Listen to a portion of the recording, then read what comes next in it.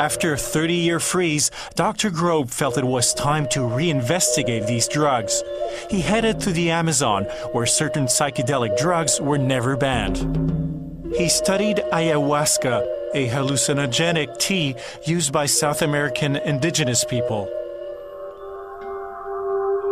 Grobe followed 30 individuals suffering from various addictions. Half of them were given ayahuasca. Many of these individuals had problems with chronic alcoholism, drug addiction, antisocial behaviors, and after their exposure to ayahuasca and their very profound experiences, the individuals I interviewed had had transformative life experience and became highly functional. Their alcoholism, drug addiction, sociopathy appeared to entirely remit. When analyzing blood samples, Grobe made an astonishing discovery. Ayahuasca seemed to give users a higher number of serotonin receptors. Serotonin is a mood-regulating chemical produced by the body. With these results in mind, Grobe headed back to the US, determined to conduct controlled studies. It took years to convince authorities, but Grobe finally got approval to use Psilocybin to treat anxiety in terminally ill patients. Sakuda was the ideal candidate for this experiment.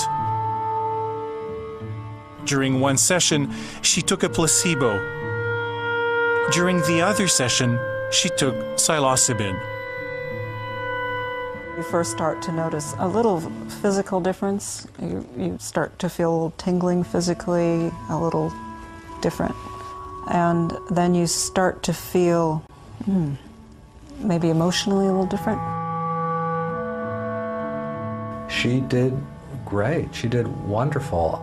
At about the 4-hour point, her tears, I witnessed tears flowing down her face, and so I really didn't know what was going on. So I asked her when it was time to check in what was going through her mind, and she said she was thinking about her husband and how difficult it would be for him when she died. I could feel myself crying, and the tears were flowing. I had the eye mask on, but it wasn't from sadness or grief. It was a release of energy, of emotion, and a feeling that I began to see other more positive ways of looking at my situation, at my present life.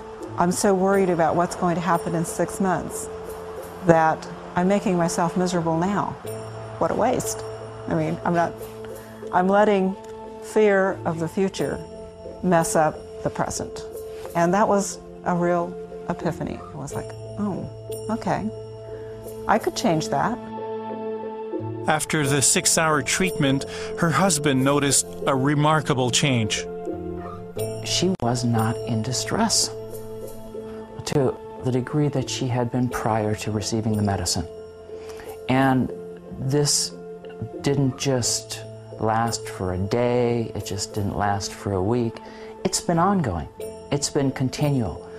She just is a different person than she was prior to the treatment.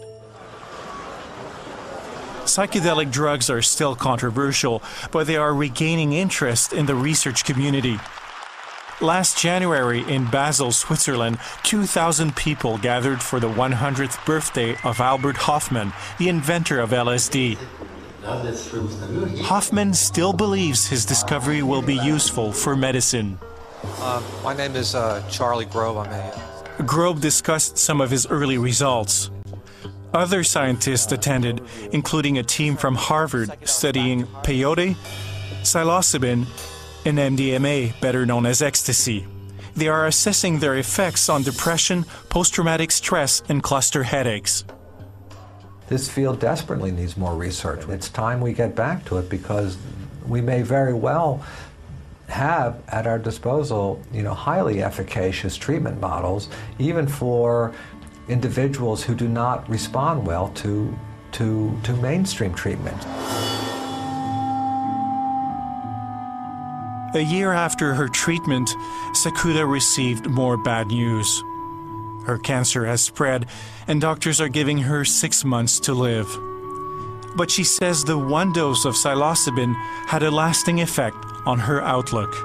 For a long time, I think I've been able to maintain that view.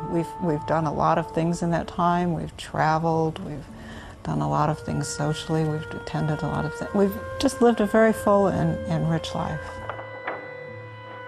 If large-scale studies confirm these results, the psychedelic drugs that wooed a generation might make a comeback, but this time in the doctor's office.